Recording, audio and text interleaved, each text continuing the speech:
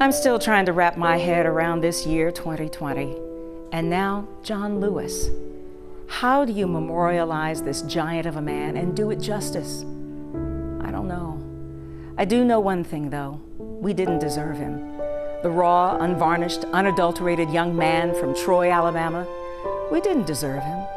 The passionate, morally righteous man who got into trouble despite his mother's warning, but who understood the difference between bad trouble and good trouble. No, we didn't deserve him, but Lord, did we need him.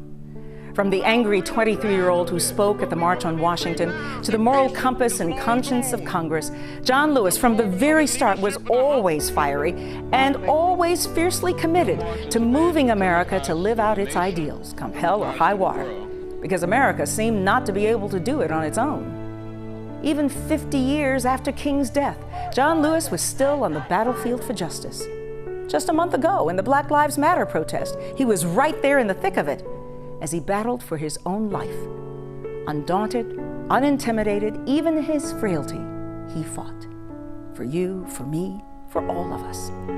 The downtrodden, the hurt, the marginalized, the woke always counted on John Lewis in the fight for right because they knew the powerful would listen. His work had earned that kind of reverence. And blessed, he saw many fruits of his legacy. But in these last few years, he also began to see the clock turning back. And it's likely that God said, "No worries, son, my good and faithful servant. You alone have done the work of mighty men. You have seen much progress. No need to see any more ugly. Time now to rest." John Lewis was never boastful, never arrogant. After all, he is one of the greatest heroes of our time. Yet he was the most giving, the most humble man you could ever meet. I invited John Lewis to my mother's 80th birthday party many years ago because they had previously connected over their love of the Braves.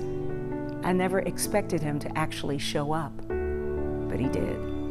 That's the kind of man he was.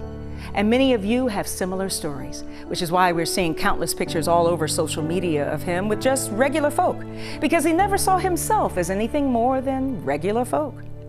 Only difference, John Lewis allowed himself to be used and moved by the hand of God in the face of violence and pure evil, and he did it without question and without fear. John Lewis was a good man, a gentle man, a magnificent soul, a shining light on a hill. Lord knows we still need him, maybe more now than ever. He's left us with much work still to be done. But God has spoken, challenging us now to have faith in this new generation of freedom fighters. And I believe they will see to it that we finally deserve this visionary, impatient, sacrificial lamb in the body of a raw, restless, and remarkable John Lewis.